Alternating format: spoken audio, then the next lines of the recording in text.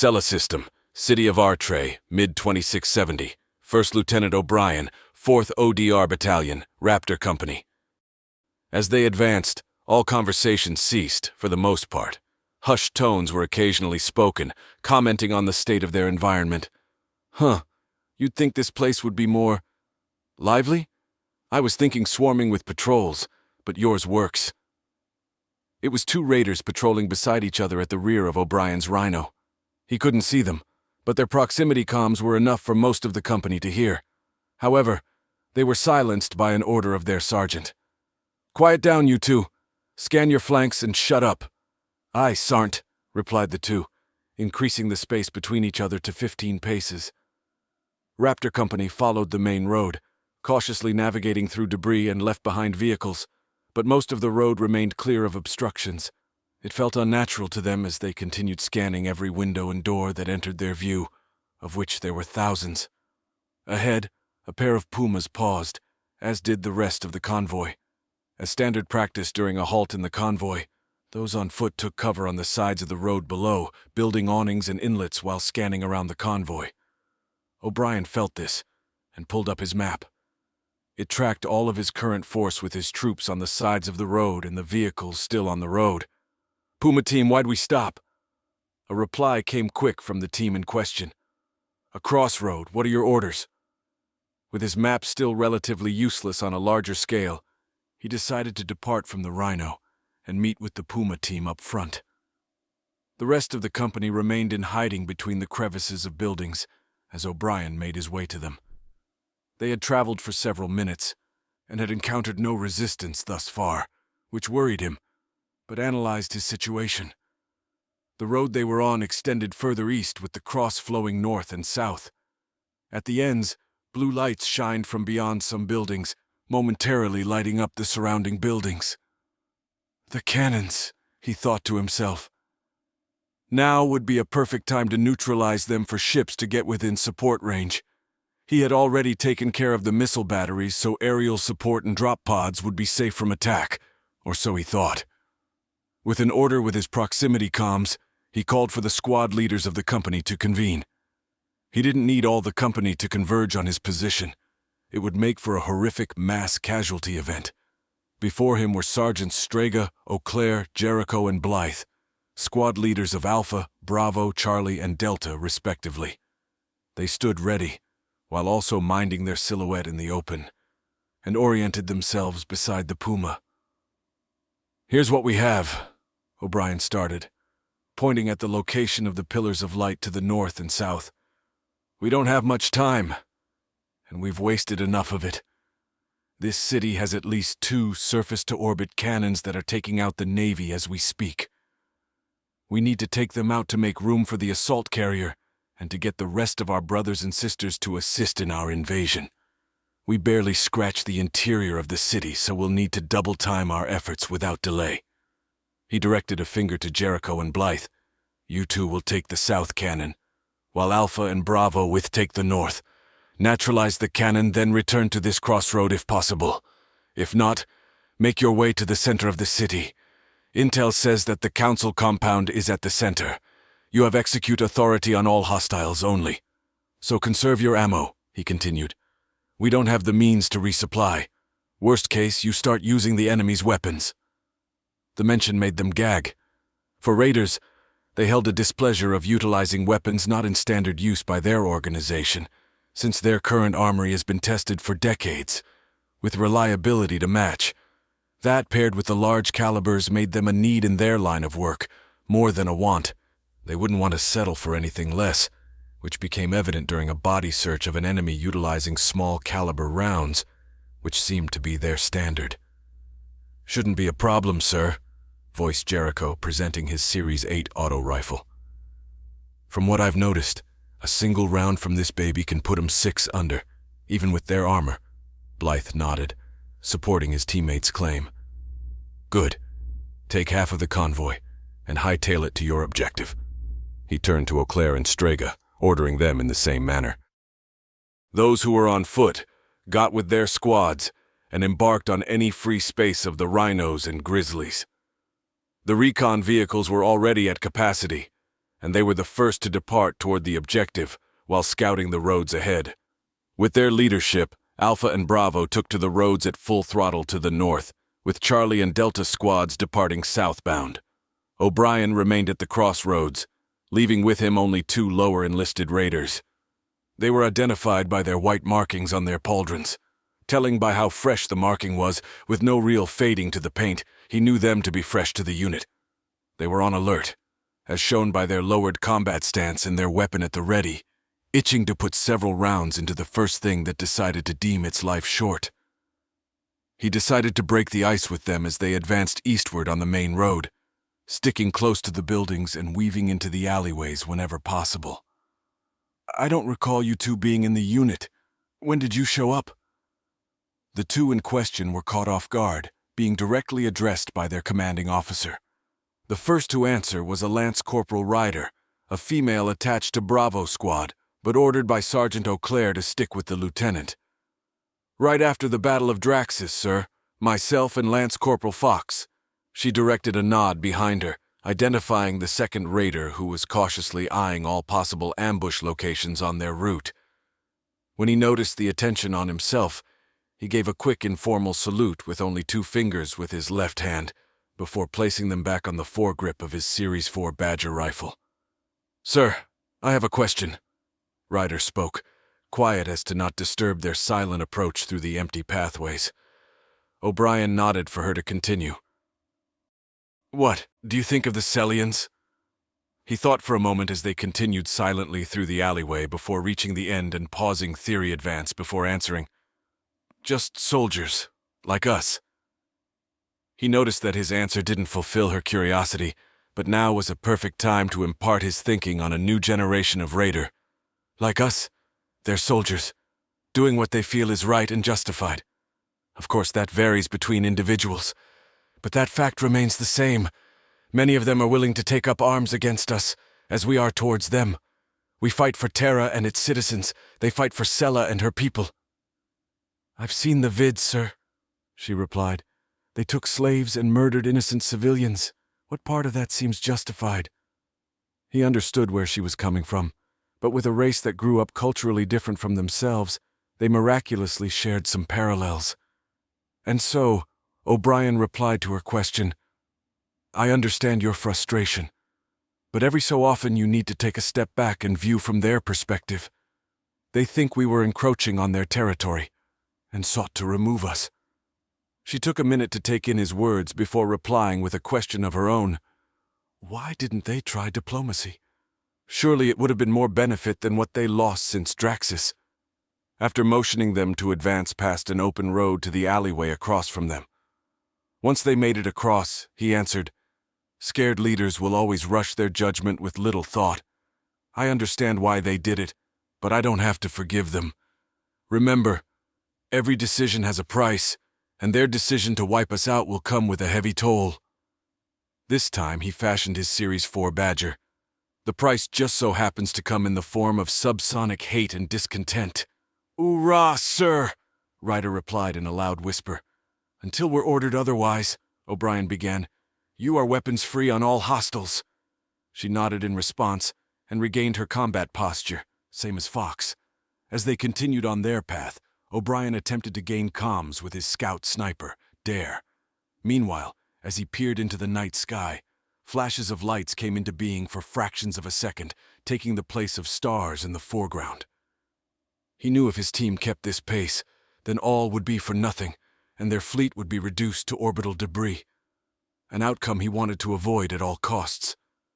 Looking at his watch, he noticed that they had only a couple of hours before daylight broke, and he needed to know the status of his squads and their objectives. "Dare, come in," he said, only to be met with static. O'Brien tried multiple times to connect, but to no avail. He checked his map for any nearby friendly icons, but found none. When in the cover of the nearby buildings, he retrieved Athena from her pouch. "Did you manage to crack their frequency?" he asked. "Still at work, but I am close to—" Athena spoke, before being abruptly cut off by a litany of comms chatter assaulting his ears. With a press of a button, he was able to isolate the numerous calls by priority, with Dare being the first. "Sir, do you read me?" O'Brien was quick to respond.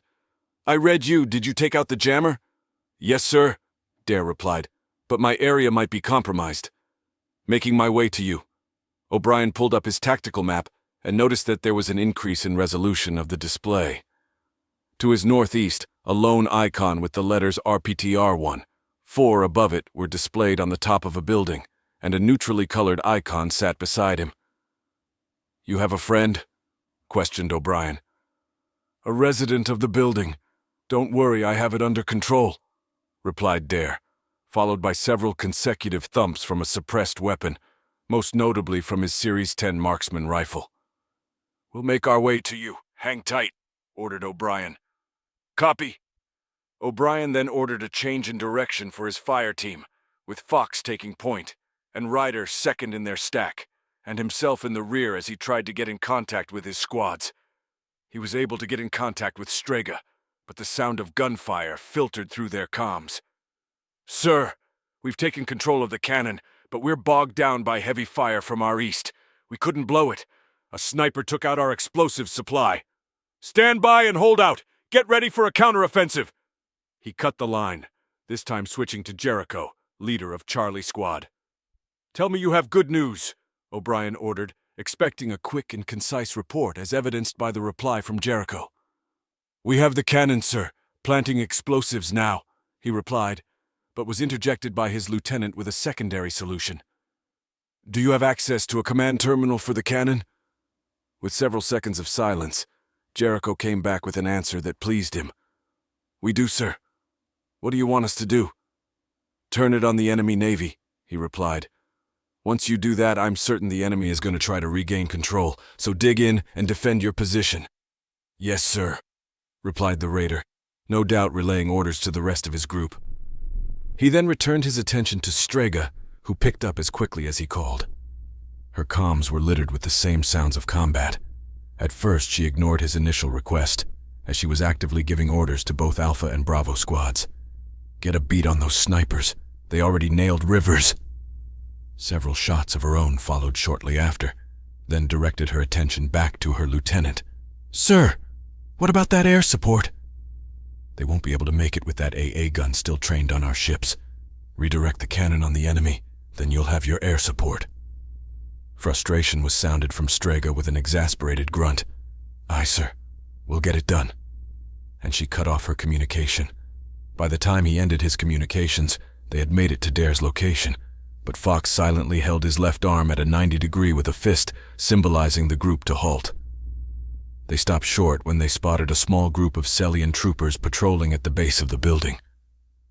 He counted 6 individuals by a set of open doors, facing out towards the street. Luckily for his fire team, they were concealed by the shadows of the buildings, and the light of a street lamp illuminated the enemy soldiers, surrounding the group in darkness.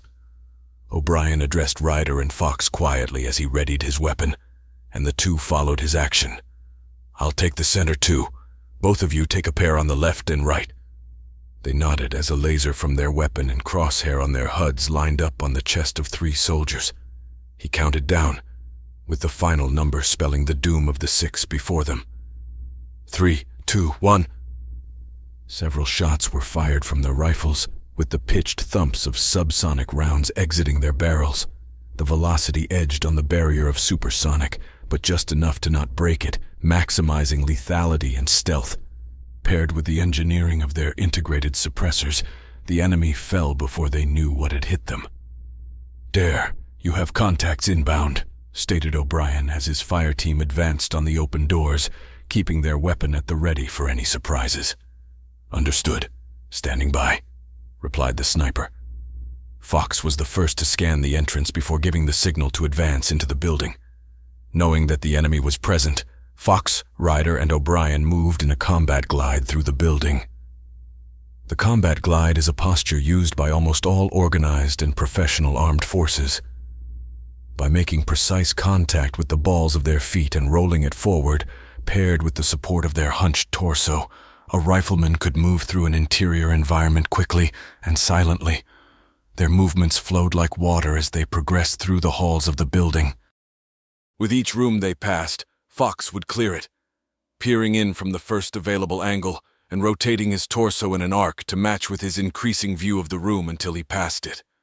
Behind him, Ryder would keep her rifle trained forward until Fox passed the room, and would do the same while O'Brien watched their rear, until it was his turn to clear the room.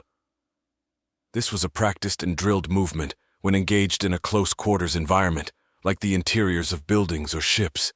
It was something they were used to, and their actions were smooth, yet fast. A doctrine known for time immemorial. Their movements changed when they reached the stairs. Their movement remained largely the same, but this time their eyes followed the rising slope of the stairs. Even as experienced as O'Brien was, when it came to clearing stairs, it was a lot more hazardous than clearing rooms of a leveled plane. If the enemy knew they were coming and that they had to progress through a set of stairs, then they held an innate advantage. Their views were larger, and they would be able to spot their rifles or helmets before the advancing party could even see the waiting enemy. But for his fire team, they held an advantage of their own. O'Brien glanced at his HUD's minimap, and several red icons appeared in upright triangles and 2 identifiable lines beneath them, indicating how many floors they were above the fire team. "Hold," he said, issuing Fox and Ryder to stop, but still maintained sight lines of the stairs. "They're 2 floors above us. Reload and get ready to engage." They replied in response by swapping out their current magazine for a fresh one. As he referenced the mini-map, the lines increased once more, making 3 lines beneath the triangle icon. As far as his map could identify, the early detection system only allowed up to 3 levels of distance before capping out. If they had 3, then they could be anywhere from 3 to 5 floors away, since the proximity sensors only allowed detection for a short range, depending on interfering materials. But as he recently saw 2 lines, then they weren't too far behind. O'Brien tapped Ryder on the shoulder, who did the same with Fox. That was his signal to advance, and the 3 repeated their motions until they began to hear chatter above them, and the enemy triangle icons changed from 1 line to none. Fox halted the team once again, maintaining his rifle with 1 hand. O'Brien knew that they were 1 stair well away from the enemy. Before they advanced further, gunfire erupted at the top of the stairwell and chaos among the enemy erupted. "Vecta, he shot Ronu," yelled one Celian trooper, trying to apply medical aid to the unresponsive downed trooper. "Chief, what of the civilian?" asked another as he fired blindly from the cover of the wall by the door. "I don't care. Kill them both," replied their commanding officer. "Of course. War, Chief." As was their cue, O'Brien gave the order to advance with rapid taps on Ryder's shoulder, which she applied the same to Fox, who increased his speed. As he rounded the corner of the stairwell, a pair of Celian ground troopers were seen treating a downed trooper on the landing. A Celian facing towards the descending path of the stairs was the first to notice Fox, and began to notify his busy comrade treating the downed soldier. He was promptly silenced with 2 shots that made their way through the amber glass of their visor, his body falling limp onto the body that his comrade was treating. The second grew confused by the sudden action by his comrade, but was subsequently shot with 3 rounds from Fox, who landed 2 at the base of the neck and another in his back. Fox continued, turning his attention back to the stairwell, with Ryder switching from the well to the downed Celian, firing 1 round into the head of the unresponsive Celians before continuing behind Fox. As they reached what seemed to be the top level of the building, a gunfight was erupting just beyond the door, with more Celians waiting by the door for cover. The fire team wasted no time up the stairs and began firing into the waiting enemy crowd. They were caught off guard by the initial shots from Fox and Ryder, but with the increased density, they switched from semi-auto fire to full. Instead of precise pulls of their trigger, now became a hail of bullets at the unsuspecting enemy. Some had tried to fire back but either missed or fired into the back of their comrade, resulting in fatal friendly fire. However, that didn't stop their advance, and continued past the door to the roof when the last Celian fell. To secure their rear, O'Brien released a fragmentation grenade among the corpses as he progressed through the door. He took cover behind a wall but began firing into the rear of the remaining Celians currently engaged with Dare. Fox and Ryder engaged with the 4 nearest Sellians firing in Dare's direction, but large air conditioning units provided ample cover for him and his guest. Only one enemy remained, and they advanced when Dare retreated behind cover to reload, knowing that they could kill him in his position. Just as they rounded the corner, O'Brien tried to fire, but found his weapon emptied, and Fox and Ryder were mid-reload. With a practiced movement, he released his grip from his rifle and reached for his sidearm that was holstered on his right leg. It was as if time had slowed, and drew his handgun, which matched the speed of the single step the Sellian took to round the corner of the conditioning unit. But he was faster. With his handgun leveled at his chest, O'Brien fired the entirety of the magazine into the alien. It was rapid, and when time returned to its normal pace, O'Brien released a gasp of air as the Sellian before him laid limp. Fox and Ryder returned to his side and began securing the rooftop. Fox and Ryder returned to the stairwell while O'Brien approached the hole-riddled conditioning unit, rounding its corner and finding Dare beside a restrained Sellian woman. Dare was the first to speak up at the sight of his commanding officer coming to his aid. "Your timing couldn't have been better, sir," he replied, holstering his sidearm. "I'm just glad you're all right. And good work, by the way, for taking out that jammer," replied O'Brien. "I'll tell you, it was a hassle trying to find the damn thing, but hey, it got done," replied Dare, placing a hand on the large rifle beside him. "You just can't beat the S-12. It was the Series 12 anti-material rifle, a bolt-action rifle chambered in .50 caliber utilizing a high-velocity armor-piercing discarding sabot round. Compared to standard armor-piercing rounds fired from small arms, it's the best in class." "Got any ammo on you?" O'Brien asked of Dare, to which he replied with 2 magazines for the Series 12 and 3 for the Series 10 marksman rifle. "See if you can assist Strega and Auclair to the north from here." Dare was confused at first, but did as he was told, leaving the restrained Sellian woman by herself.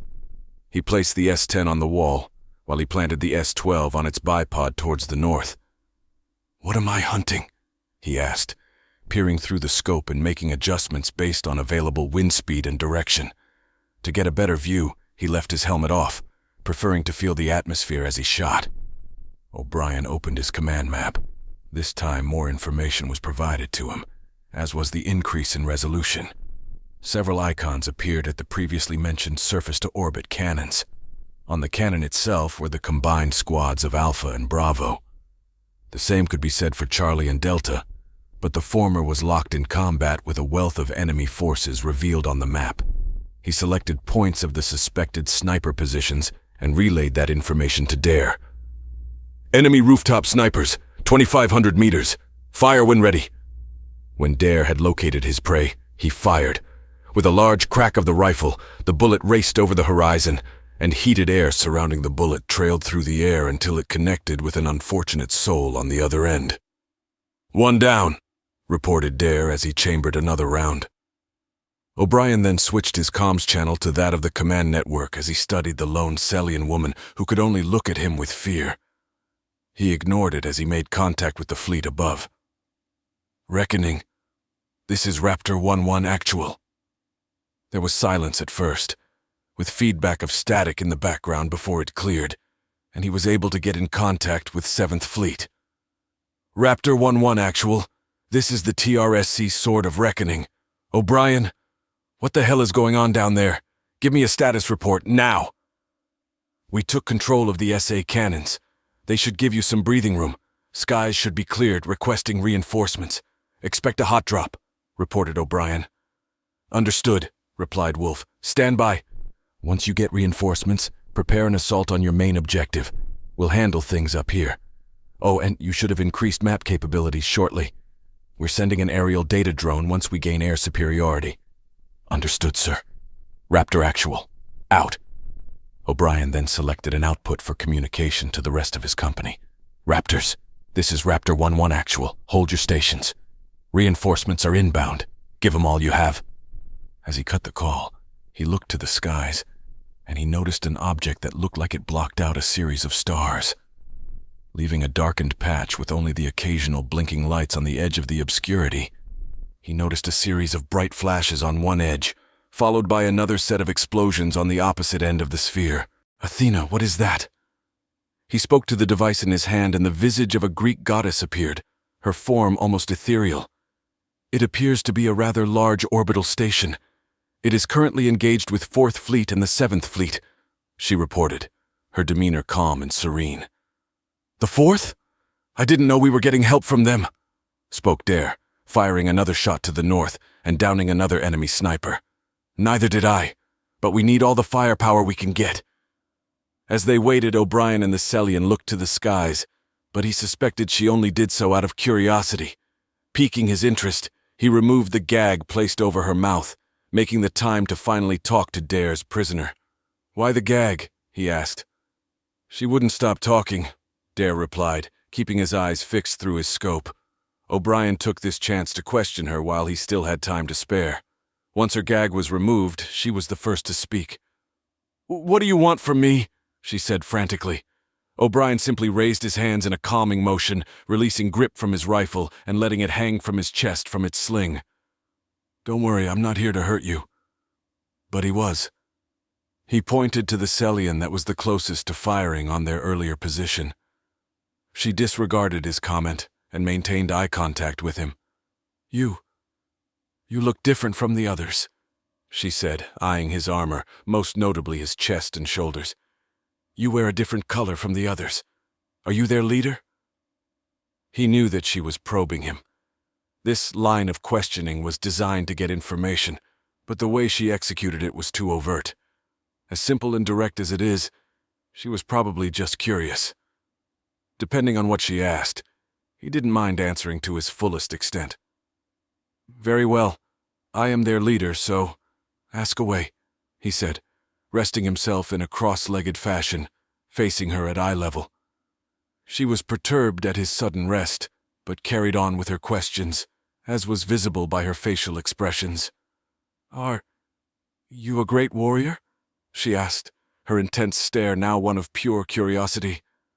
"I suppose I am," he answered curtly. "Am I correct to assume you have fought at Draxis?" she questioned with a calm demeanor. However, her expression seemed frail. He wanted to see where her questions would lead. "I was the first ground unit to engage with your soldiers." Her expression seemed unchanging, yet solemn at the same time. He continued speaking, this time trying to get to the bottom of her questions. "I think it would benefit us both if you just ask me what you want to know." She swallowed, anxiety rising within her. "Your fight is with the Council, correct?" He nodded, urging her to continue.